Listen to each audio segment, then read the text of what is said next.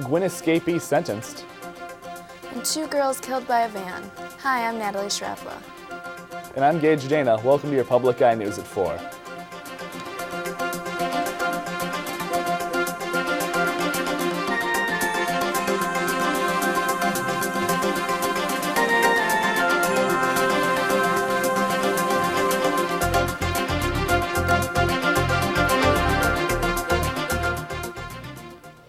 A Gwyn man who escaped a Marquette County courtroom earlier this year was sentenced Monday in the same courtroom. 27-year-old Troy Luoma received 210 days for contempt of court and escaping custody, charges stemming from his escape on January 26th. He also received 93 days for his original charge of domestic assault. District Court Richard Kangas said, quote, "It's really an offensive thing when we have a bunch of law enforcement running around. We have civilians in the hallway. Sometimes we have children in the hallway," end quote. An Escanaba man was killed Friday night in Menominee County after losing control of his off-road vehicle. Ricky John Peterson was riding on private property in Spalding Township just south of M69 when he lost control going around a curve. A 12-year-old boy discovered Peterson at the scene and went to a local tavern to call 911. The Menominee County Sheriff's Department said Peterson was not wearing a helmet. A preliminary investigation has indicated that speed and alcohol may have contributed to the crash. And 2 teenage girls were struck by a van in Brownstown Township on a Detroit roadway. Police found 13-year-old Titania Saka from Brownstown Township and 15-year-old Breanne Myers from Woodhaven Monday night along West Road after receiving 911 calls. Police Chief Robert Matthews reported several witnesses saw the girls lying in the street. The driver of the van said he did not see the girls. They were struck in the middle of the roadway. And a $28 million construction plan is in order to help build a new train station. A Detroit suburb is looking forward to the new station because it will take passengers to the Henry Ford Museum and Greenfield Village. There will be a private event in Dearborn where the chairman of Amtrak and the Federal Railroad Administration will attend. Dearborn is a popular stop because many people take the train to travel to Chicago.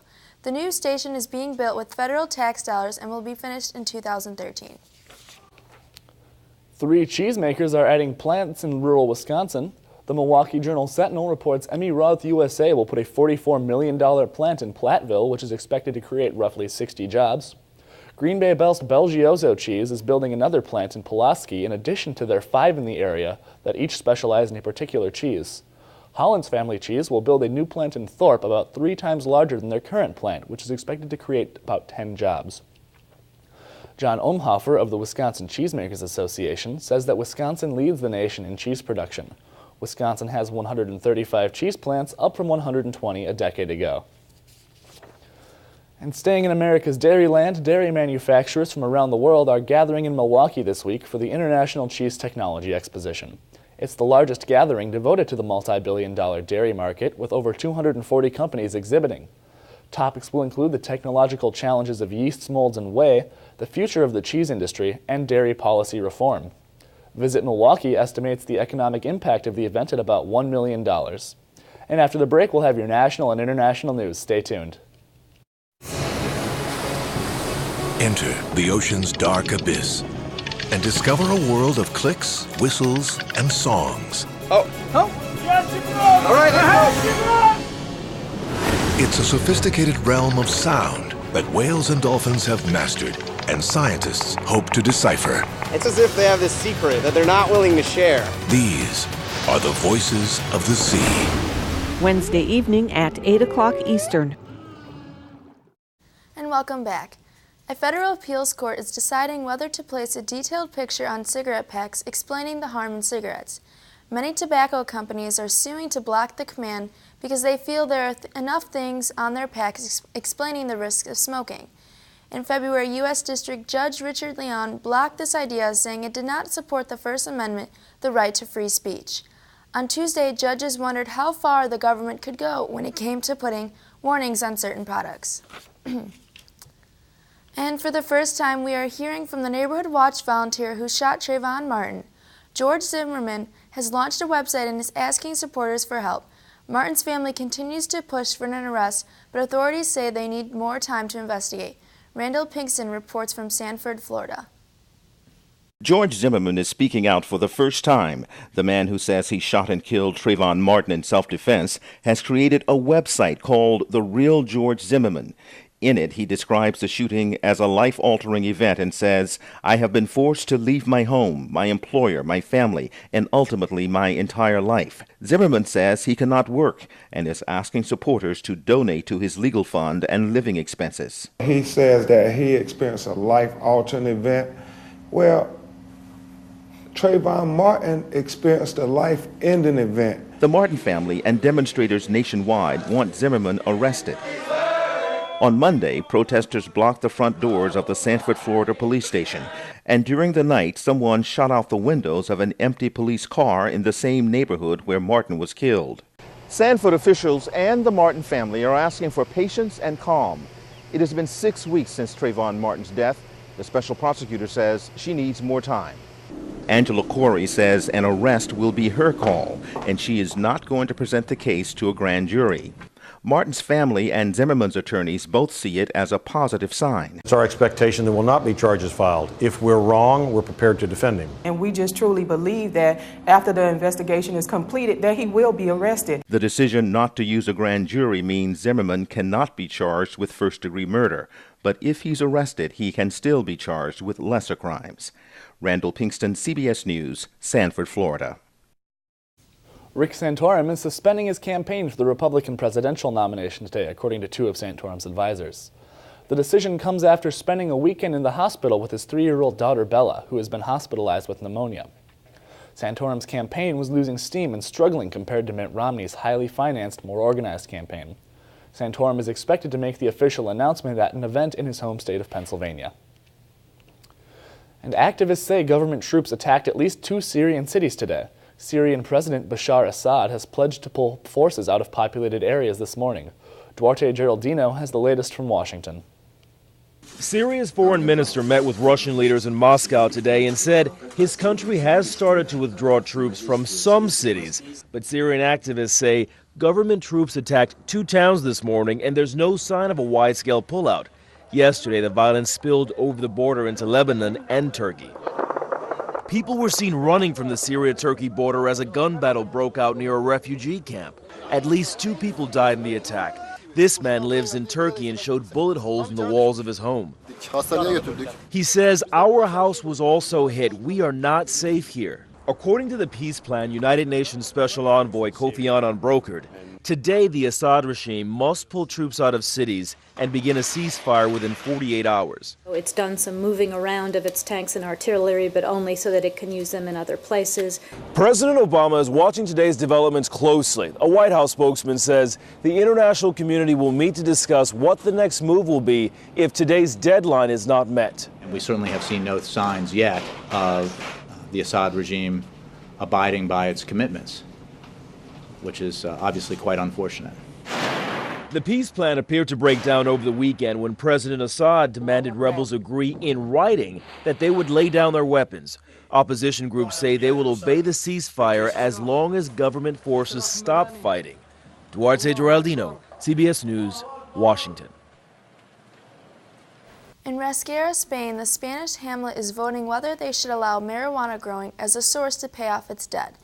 The poll is being held on Tuesday in Rasquera. If 75% of the votes are for the idea, the mayor will agree to it. A plot of land will be leased for the growing of marijuana in Barcelona. However, the Spanish government has warned that this large amount of marijuana farming would be illegal. In Tripoli, Libya, assaulters have thrown a homemade bomb at a UN group in which the world's body top diplomat, Ian Martin, and his traveling friends were not harmed. The attack happened Tuesday afternoon in Benghazi. Authorities propelled a search for the attackers. Libya has been hit by mayhem since last year, with Muammar Gaddafi and his militiamen who fought the dictator's forces refusing to stand down or hand over their weapons. And after the break, we'll have your sports and weather. Stay tuned.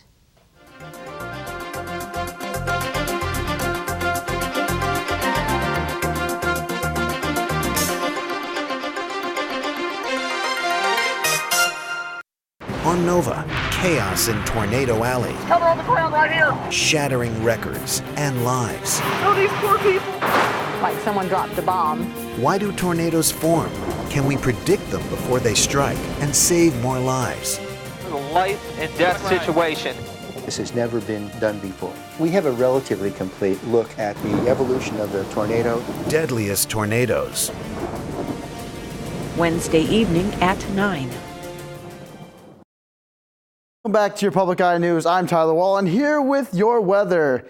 It is very windy outside and blustery conditions with clouds in the sky. Looking at mostly cloudy skies with a temperature of 38 degrees with north-northwest winds at 22 miles an hour with gusting up to 31 miles an hour and a barometric pressure of 29.97 and holding steady. Looking ahead into this evening, partly cloudy skies with a low of 32 with north-northwest winds at 19 miles an hour. Looking ahead into tomorrow, we're looking at some mostly cloudy, mostly sunny skies, high of 45 with north winds at 14 miles an hour.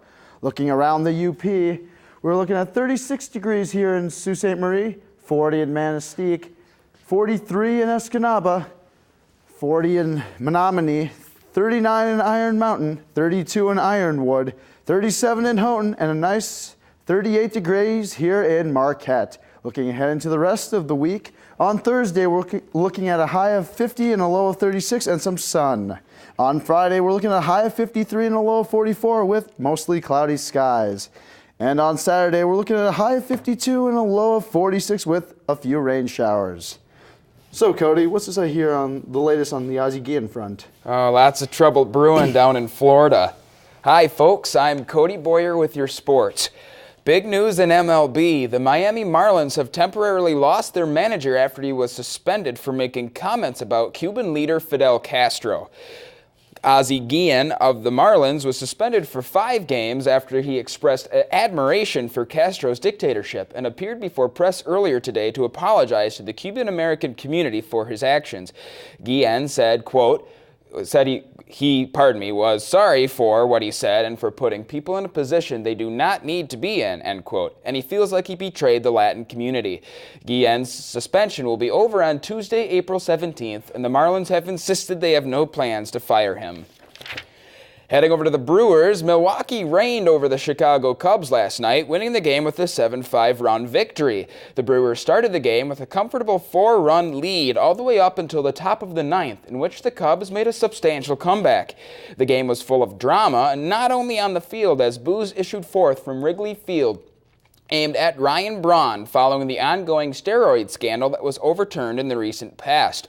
The Cubs brought it to a 2-run game after pinch hitter Steve Clevenger hit a run-scoring single toward center field with bases loaded. The Brewers sent the Cubs to their 3rd loss in 4 games, holding a firm standing in the beginning of the season with 2-2 and a 1-0 away. Finally, last but not least, the Detroit Red Wings will be getting even more of their injured players back as they prepare for their start in the postseason.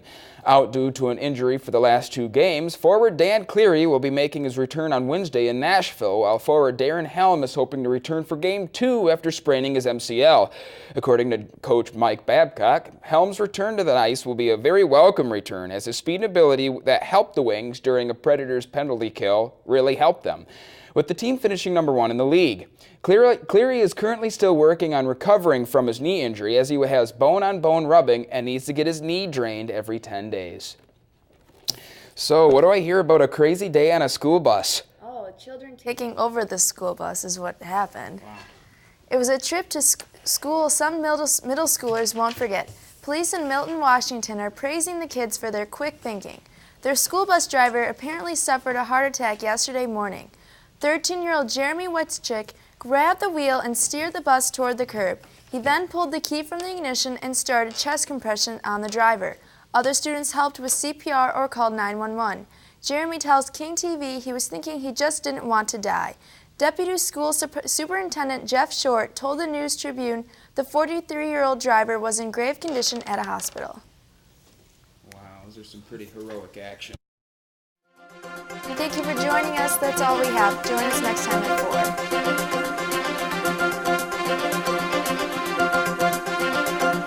The preceding program was produced in studios located in the Edgar L. Hardin Learning Resources Center by WNMU TV, Northern Michigan University Public Television.